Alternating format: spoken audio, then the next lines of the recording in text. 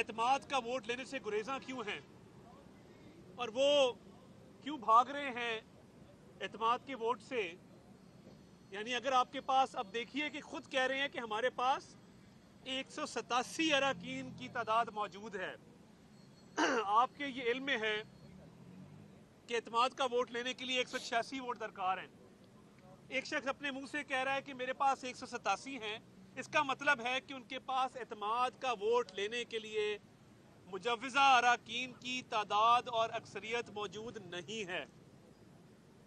अब ये बड़ी अफसोसनाक बात है कि एक राह फरार इख्तियार की जा रही है, आइन को पामाल किया जा रहा है, आइन की खिलाफ वर्जी की जा रही है।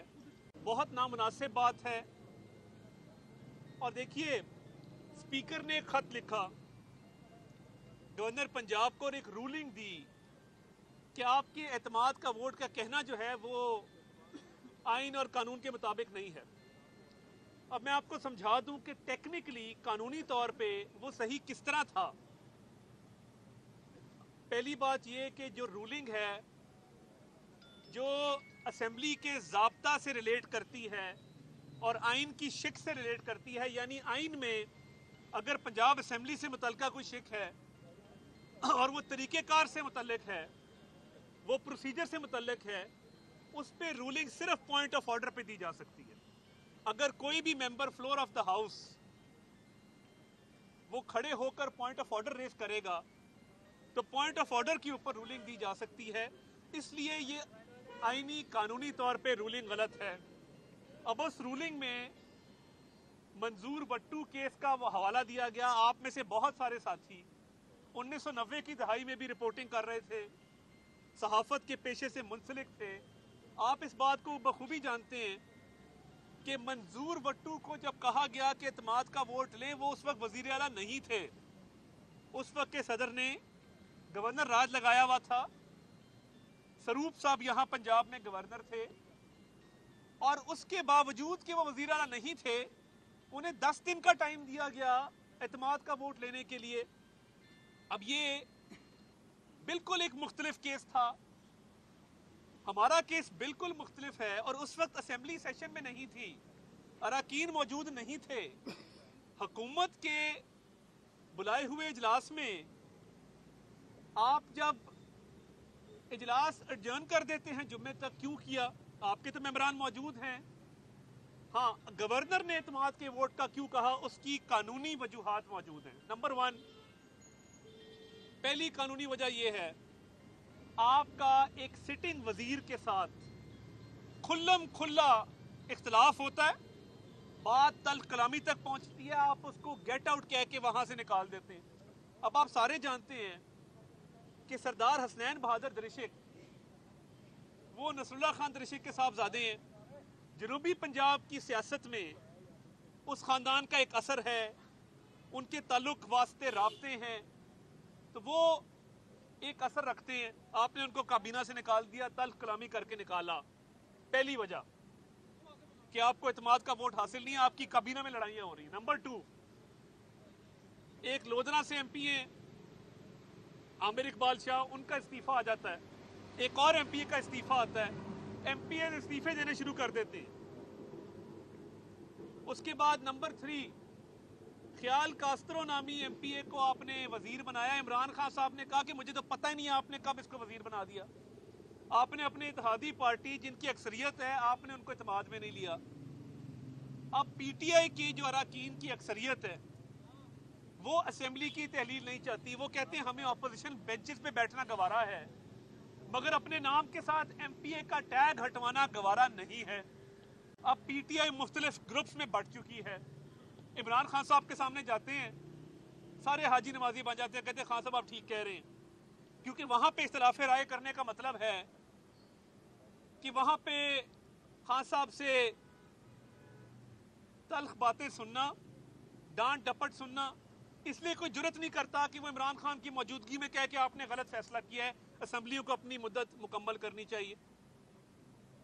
अब मेजॉरिटी मेंबर्स अगर नहीं चाहते कि असेंबलियां तहलील हों, तो वो अब ग्रुप्स में बढ़ चुके हैं, छोटी छोटी टोलियों में अपनी डिस्कशन कर रहे हैं। और वो इस नजरिए के साथ हैं, कि उनको उनके हल्के के अवाम ने 5 साल का मैंडेट दिया है और उस मैंडेट का एहतराम होना चाहिए। अब देखिए, इन सारी चीज़ों के बावजूद गवर्नर पंजाब ने, मैं समझता हूँ, बड़ी बुर्दबारी, तहम्मुल मिजाजी का मुजाहरा किया है और वो कोई भी गैर आईनी, गैर कानूनी कदम उठाने को ना तैयार है, ना उन्होंने उठाना है। एक एक कदम उन्होंने कानून के मुताबिक उठाया और आज जो लेटर लिखा उसका मकसद क्या था? कानून के मुताबिक तो वो पाबंद नहीं थे। कानून में ये गुंजाइश और आइन के तहत ये गुंजाइश है कि अगर मुकर्रर करदा वक्त और मुकर्रर करदा दिन पर वजीर आला एतमाद का वोट नहीं लेते तो उनको डीनोटिफाई कर दिया जाए। ये आइन और कानून की मंशा है और एतमाद का वोट ना लेने का नतीजा भी ये है कि वजीर आला को डीनोटिफाई किया जाए। ये बिल्कुल क्लियर है, आइन और कानून में कोई इबहम नहीं है। मगर फिर भी गवर्नर पंजाब ने यह बेहतर जाना कि अपनी कानूनी पोजीशन को वाजे कर दिया जाए।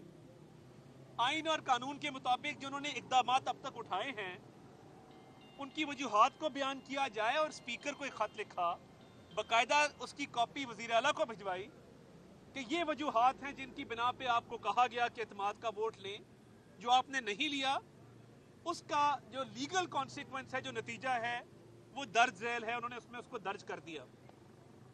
अब देखिए, ये गवर्नर पंजाब की स्वाबदीद है कि वो कब आइन की खिलाफ वर्जी और कानून की खिलाफ वर्जी करने पर वजीर आला पंजाब को डीनोटिफाई करते हैं, क्योंकि इसका अमली नतीजा यही है एतमाद का वोट ना लेने का।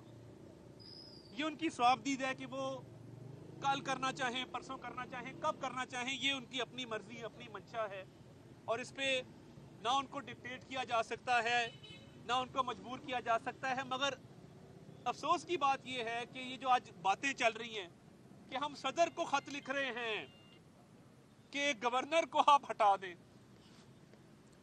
काश फवाद चौधरी साहब आपने कानून पढ़ लिया होता। आप, मेरा ख्याल है, केजी क्लास में थे जब से आपने झूठ बोलना शुरू किया और जिंदगी भर आपके मुंह से सच नहीं निकला।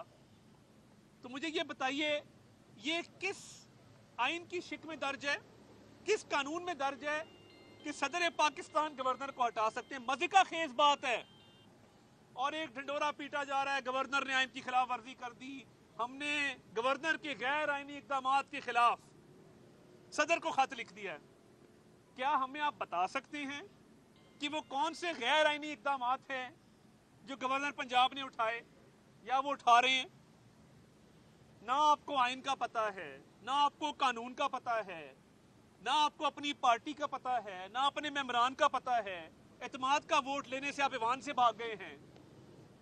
यानी होता है ना, कोई शख्स कहता है कि जी मैं गवर्नर को खत लिख देते कि जी हम ये 48 घंटों में नहीं ले सकते, हम जुमेरात को ले लेंगे, तो चलें, शायद हो सकता है हम कह देते कि जी ले लें।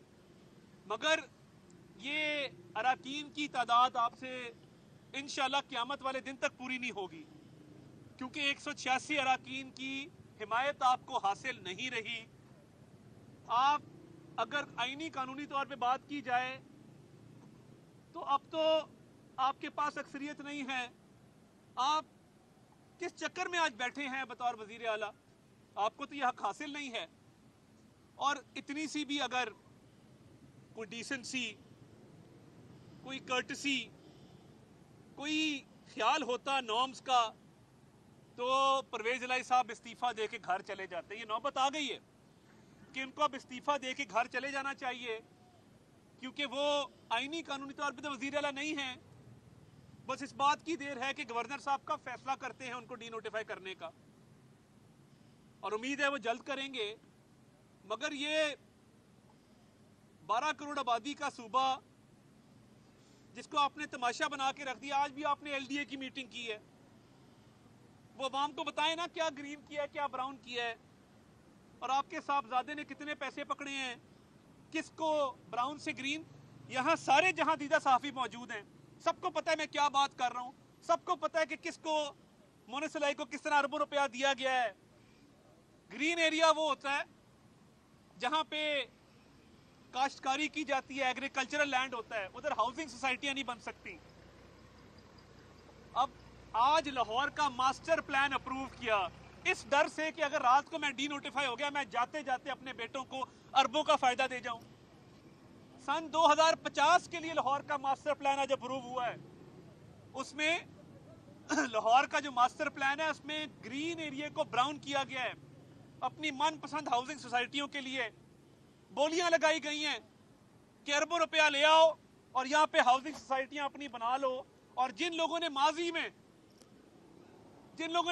में ग्रीन एरिया में हाउसिंग सोसाइटियां बनाई थी, उनको भी ये कानूनी हक हासिल हो गया है कि उनकी हाउसिंग सोसाइटियों को आज रेगुलराइज कर दिया गया है। और लोग बात कर रहे हैं, मैं नहीं जानता, लोग बात कर रहे हैं कि साबका खातून अव्वल का भी इसमें कुछ शेयर है, जिस वजह से इमरान खान साहब ने जुम्मे तक का टाइम दिया था असेंबलियों की तहलील के लिए। ये कारोबार और व्यापार हो रहा है कि जुम्मे तक का टाइम क्यों दिया जाता है। अपनी तरफ से वो कुछ शायद करती होंगी कि जी ये अच्छा मुहूर्त है, बुरा मुहूर्त है, मैं नहीं जानता, मगर पीछे कारोबार ये हो रहा था कि लाहौर का मास्टर प्लान अप्रूव करना था। हमें नहीं समझ इन बातों की। आपका क्या ख्याल है, जो ये मकरू धंधा हो रहा है, जो काला धन कमाया जा रहा है, आज क्यों लाहौर का मास्टर प्लान अप्रूव किया, मैं पूछना चाहता हूं। ये कोई अंधेर नगरी है, तो इसलिए हमने पहले भी बहुत बर्दाश्त किया, करेंगे। जब हमजा शहबाज शरीफ साहब का इलेक्शन रोका गया, हलफ रोका गया, काबीना को रोका गया, उसके बाद 25 वोट जो हमजा शहबाज शरीफ को डले वो गिनती में शुमार नहीं। जो 10 वोट चौधरी शुजात कहते रहे कि 10 वोट नहीं डलने, वो गिनती में शुमार हुए। हम अदालतों के सामने खड़े हुए, अदालतों के सामने सर निगू रहे कि जो अदालतों का हुक्म था मनोअन तस्लीम किया, उस पर अमल दरामद किया। अब भी हम आइन और कानून के पाबंद हैं। फवाद चौधरी और मियां अजहर का बेटा, साबका गवर्नर मियां अजहर का, जिनको मियां नवाज शरीफ ने गवर्नर बनाया था, उनका बेटा, क्या नाम है इसका, माद समथिंग, वो अगर ये बार बार कह रहे हैं कि गैर आईनी इकदाम गवर्नर ने उठाया, मेरा सवाल है कौन सा उठाया बताओ। और सदर के पास कौन सी पावर है गवर्नर को हटाने की, ये भी बता दो। और ये अरबों रुपया जो मुनस के पास जा रहा है, ये भी कौम को बताएं आके। तो बात ये है, एतमाद के वोट से आप भागे हैं, एतमाद का वोट लेने से आप गुरेजा हैं, क्योंकि आपके पास मेजॉरिटी नहीं है। तो इसलिए जलील और रुस्वा तो होंगे इंशाअल्लाह, तो बेहतर है कि रिजाइन करके घर चले जाएं। तो बाकी गवर्नर की स्वाबदीद है, हम इंतजार करेंगे कि गवर्नर साहब अपना फैसला कर। जी शेरवानी साहब, भाई अभी भी अगर आप शेरवानी साहब, देर रह के आए हैं गवर्नर साहब के पास, हम भी आपका बहुत वेट कर रहे हैं, आपको सारी सूरत हाल का पता भी है। आप ये बताएं कि वज़ीर आला साहब को डी नोटिफाई क्यों नहीं किया जा रहा। जिस तरह आपने इल्ज़ाम लगाया कि जुम्मे तक का टाइम दिया गया है, अगर आप टाइम दे रहे हैं तो ये भी तो डील का हिस्सा है। देखिए पहली बात तो ये है कि गवर्नर साहब का खत लिखने का इकदाम मैं समझता हूँ एक दानिशमंदाना इकदाम था कि उन्होंने एक मौका दिया कि जी ये कानूनी लवाजमात थे, आपने पूरे नहीं किए। तो मुझे ये लगता है कि उस खत में और डी नोटिफिकेशन में उनको लगता होगा कानूनी तौर पे थोड़ा गैप होना चाहिए कि एक लेटर लिखा है, उसका रिएक्शन आए ना, पता लगे।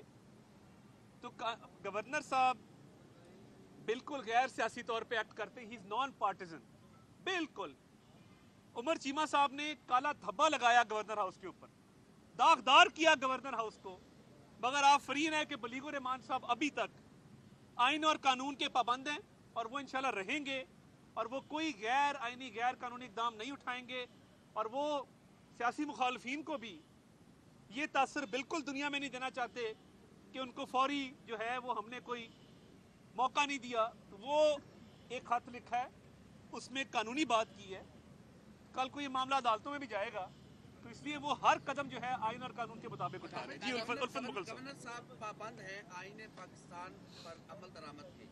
इस वक्त गवर्नर साहब की जो लेटर था उसके मुताबिक वज़ीर आला ने एतमाद का वोट नहीं लिया और वो वज़ीर आला नहीं रहे। मुल्क का सबसे बड़ा सूबा एक आईनी सरबराह से महरूम है। तो क्या गवर्नर साहब ये डी नोटिफाई ना करके गैर कानूनी इकदाम नहीं कर रहे? और अगर नहीं कर रहे तो ऐसा लग रहा है कि शायद 18वीं तरमीम ने आपने खुद गवर्नर साहब को बिल्कुल एक डमी बिठा दिया है, इख्तियार नहीं है गवर्नर साहब के पास कि वो डी नोटिफाई कर सके। देखिए गवर्नर साहब की स्वाबदीद है, वो कब डी नोटिफिकेशन करना चाहते हैं, कल करना चाहते हैं, परसों करना चाहते हैं। आइन में उनको वक्त का पाबंद नहीं किया गया और उन्होंने आज एक खत लिखा है, कानूनी तौर पे लिखा है। आप दुरुस्त फरमा रहे हैं कि आईनी कानूनी तौर पे परवेज इलाही वज़ीर आला नहीं रहे, उनको इत्मीनान हासिल नहीं है, इसलिए कह रहे रिज़ाइन करके चले जाएं, वरना गवर्नर साहब के पास स्वाबदीद है और वो अपना इख्तियार इस्तेमाल करना जानते हैं।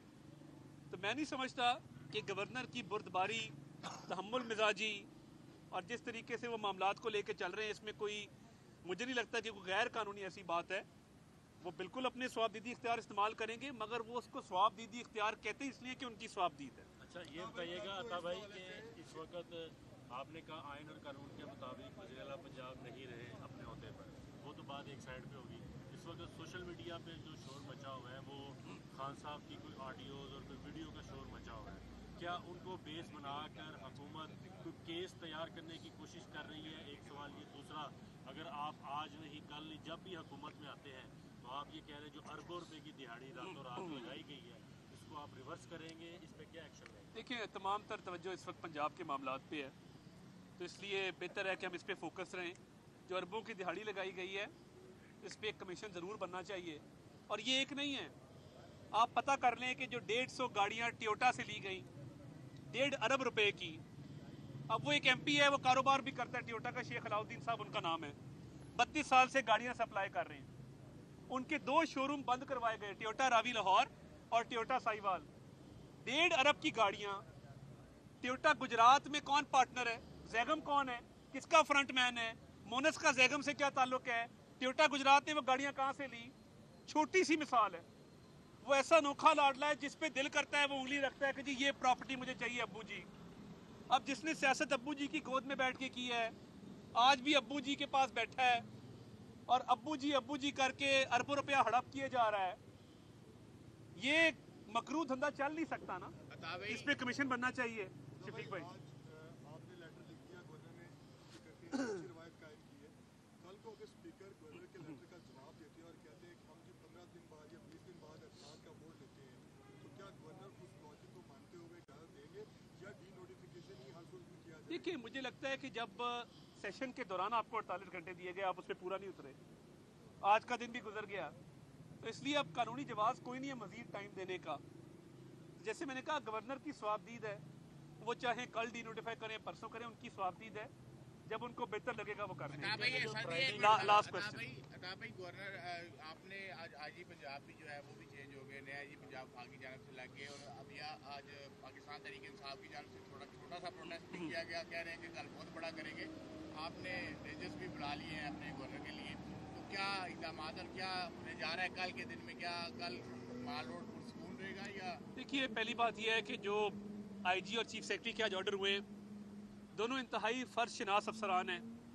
माजी में भी वो प्रोफेशनली अच्छे तरीके से जाने जाते हैं, अच्छी रेपूटेशन के हामिल अफसरान हैं और उनका सियासत से कोई ताल्लुक नहीं है, किसी सियासी पार्टी से ताल्लुक नहीं है। तो वो हमें उम्मीद है कि वो अपने कारआए मनसबी अच्छी तरह अंजाम देंगे। और इसके साथ साथ गवर्नर हाउस पे रेंजर्स और FC को तलब किया गया है। FC का एक दस्ता कल दोपहर यहाँ पहुँच जाएगा, रेंजर्स का एक दस्ता यहाँ तैनात कर दिया गया है, क्योंकि पिछली दफ़ा गवर्नर हाउस के गेट को फलांगने की कोशिश की गई और इमरान नियाज़ी ये प्लान बना रहा है कि वो श्रीलंका वाले उसकी बात पूरी हो और लोग अंदर इधर टापें, आग लगाएं, यहाँ पे बदअमनी पैदा हो। इसलिए फेडरल गवर्नमेंट ने एहसास जिम्मेदारी करते हुए रेंजर्स और FC को तलब किया गवर्नर हाउस के लिए।